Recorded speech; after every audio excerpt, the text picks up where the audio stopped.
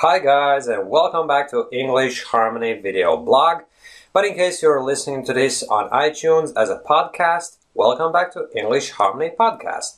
I'm Robbie, your English fluency mentor, and in this video I'm going to respond to a particular comment I received today on the latest blog post I published on my blog called, what was it called? Let's scroll up there. English Learning Principles for Total Beginners. And the point of this article was to show that even total, complete beginners, those who are just making their first steps into the English language, can still use the contextual English learning principles, whereby they learn word groups, very simple word combinations, two-word combinations, such as I'm running, for example, and I use this example in the article, or the sun is shining, you're my friend, and simple phrases, very short sentences like that. And another point I made was that it's not necessary to translate individual words. On certain occasions it's required to simply make the person understand what this or that particular word means, but the necessary thing to remember is that words always have to go together. Even if I'm saying I'm running and then explaining that to the person who doesn't have a clue what it means. Yes, I can explain what I means and running, but still those words should be acquired as part of the word combination I'm running, right? Never let beginner English learners to memorize a single word, and which is even worse. And what happens normally is that they memorize that word as a pair of words, one word in English and the other in their native language.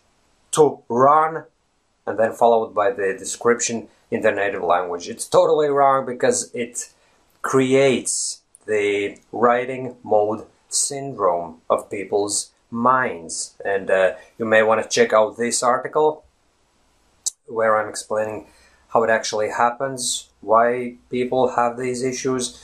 But to put it simply, it's all because people are following the grammar translation method of learning the English language, which is you learn individual words, you learn grammar rules, and then you just stick words together following word by word translation from your native language. You create sentences from scratch, but it's totally wrong.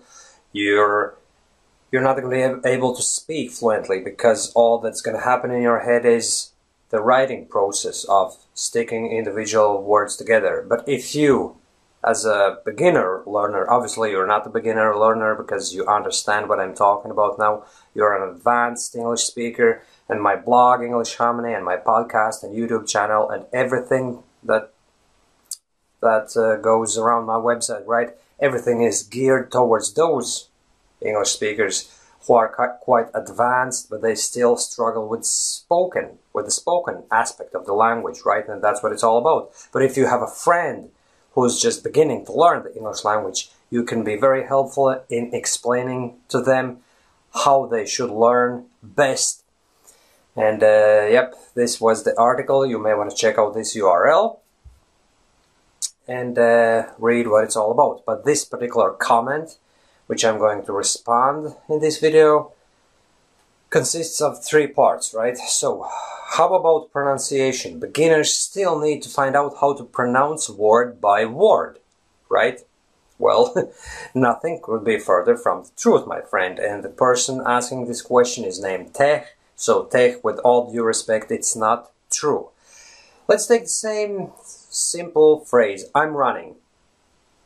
What do you mean really by saying word by word? Why would one want to learn the pronunciation of an individual word, I, and am, and then running separately? Why not just give me one reason? Why not learn how to pronounce the entire phrase? I'm running. I'm running. It's very simple. There's only 2 syllables to learn, right? I'm running. I'm running.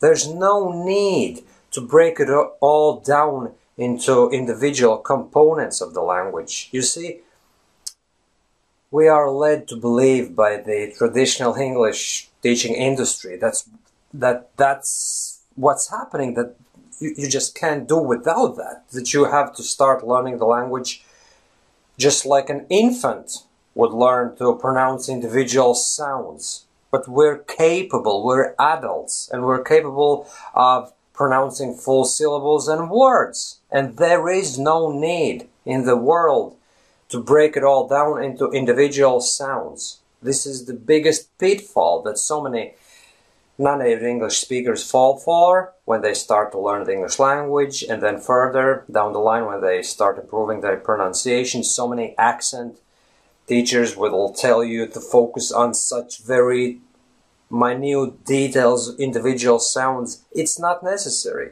Even on my other blog, accentadventure.com, I advise people to focus on pronouncing full sentences, and you can check out this link where I'm talking about it. And by the way, podcast listeners, obviously you can't see the URLs, so you may as well just go to my YouTube channel or to my blog, where I will have posted those URLs for you, right?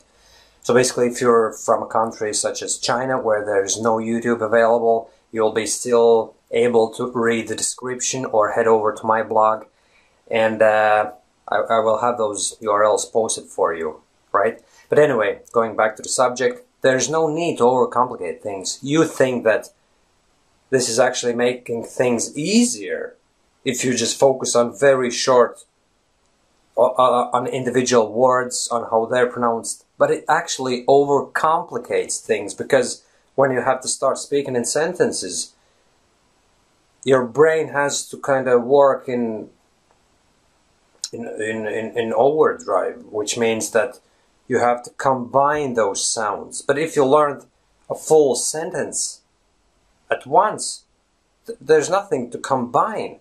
You learn how to pronounce I'm running, and that's all. But if you have to combine the three individual words, I am running, it's very robotic, it's unnatural. And let me repeat it to you once more. We adults are not infants. We're fully capable of producing ready-to-go speech, ready-to-go phrases. There is no need to break it all down as if we would be mentally handicapped, right? We're adults. We can produce full sentences. So that's that, right? So next thing is, for instance, I run, if they don't memorize the definition of I or run individually in native language instead of learning the meaning of full sentence, will they mess up the actual meaning of run as I and I as meaning run, since they can't bear in mind or not start learning an individual word in the first place? Okay, so basically, Tech is asking, if you don't translate each word individually, aren't people going to mix up meanings of certain words? Say, I'm running, will they start thinking that running means I and I means running? First of all, I never said in the article that you have to definitely abstain from explaining meanings of individual words. Surely you can do that. All I'm saying is, even if you do that, you still have to just give the minimum amount of information about one particular word, and then move on to explaining the entire phrase. So, for instance, the same phrase, I'm running. You can say, yes, I means I, obviously, in that person's native language, and running is running. And then, I'm running, and then you explain the entire phrase. I'm running means I'm running in your native language. You don't have to be bogged down onto the very detail that I'm means I am, and that it's an abbreviation of the two words, and that I am is actually the verb to be, and this is how the verb to be is conjugated. I am, you are, and so on and so forth. If you start giving all those details to that person, it immediately creates the analytic mind, whereby the person starts analyzing everything they're saying, and then they start going by the traditional grammar translation approach, whereby you stick individual words together by way of conjugating them, picking the right words, and creating sentences from scratch. It's not necessary. Yes, you explain what an individual word means very briefly, but then constantly revert back to explaining full phrases, and don't get bogged down onto the detail, right? And next up is the third part of the question. Where should they find word combinations for beginner level? Why not I run rather than I'm running? Well, it's a good question. And again, I never said that I'm running comes before I run. It's either or. You're totally fine to teach your friend that there is such a word combination, I run. But why I'm running? Well, to be honest with you, I'm running is more useful. It's more practical. More often than not, the verb to run is going to be used in a combination I'm running. Because most commonly we humans talk about our daily experiences, our future plans, and that's when we use the present progressive tense. I'm running, I'm doing. Now I'm running home at the moment. I'm talking on the phone, I'm running, I pulled out a phone out of my pocket and responding to a phone call and saying to my friend, listen, I'm running now, I have no time to talk to you. Or I can talk about the future event, I'm running a 5K race tomorrow. Basically, needless to say, present progressive is more useful. I run, it's a little bit more abstract. It requires another word attached to it. I always run, or something like that, you know. I run, it's a little bit more abstract, but I'm running, there's more sense to it. It describes an actual activity. But I run, then it requires further explanation, and for a total beginner, too many words is too much. It's best to start with very few words. I'm running. And then you can always follow it up with the real action to describe, to depict what it is I'm running, you know, and let that person stand up and pretend they're running, so that that activity gets irrevocably associated. Irrevocably means that it cannot be severed afterwards. It's just gonna go together, right? It's gonna be associated with that phrase, I'm running. And then you can say, I'm running now I'm running, or I'm running tomorrow. I have a race, I'm running tomorrow. And that way you'll teach that person that I'm running now and I'm running tomorrow. You can use the same I'm running on both occasions, whether talking about now or future, but you don't have to describe all these grammar aspects. Present, future, and then don't let that person ask questions, but what if I want to say this in future and that? Don't do this whole analysis. Just take one word combination at a time. I'm running now. Now I'm running. I'm running tomorrow. I have a race. If that person is a real sports enthusiast, then you can obviously use more athletics and sports related phrases, and say for instance, I'm running a race tomorrow would be a very useful phrase for that person, right? And you don't have to perceive the whole thing from the standpoint as if we have to start learning the English language as if we were infants, just by learning to produce sounds and then individual words and then stick them together. No, we're adults, our brain is fully formed, and we can produce full sentences right from the get-go, and there's no need to oversimplify the things, which will actually have quite the opposite effect. It will make that person to overanalyze it later down the line. But going back to the question where to find such word combinations, well, that's a good question.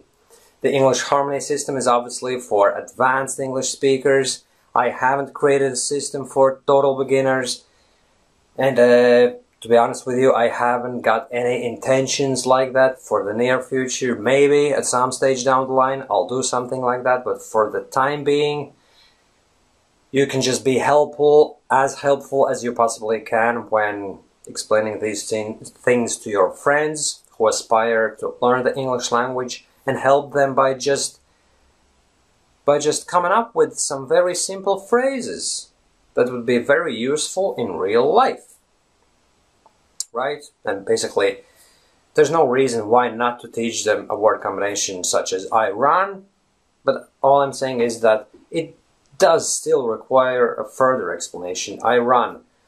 I run. I can't actually, to be honest with you, my friends, I can't remember when I used the two words together, I run, in this particular sequence and form, right, conjugation, I run, in real life. I can't remember.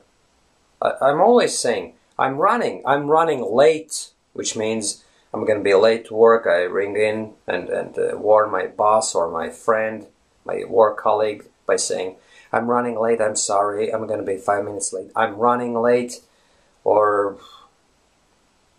running is my thing, I'm running 5 kilometers every second day, or something like that. But I don't say I run because it's too general, right? So remember what I told you.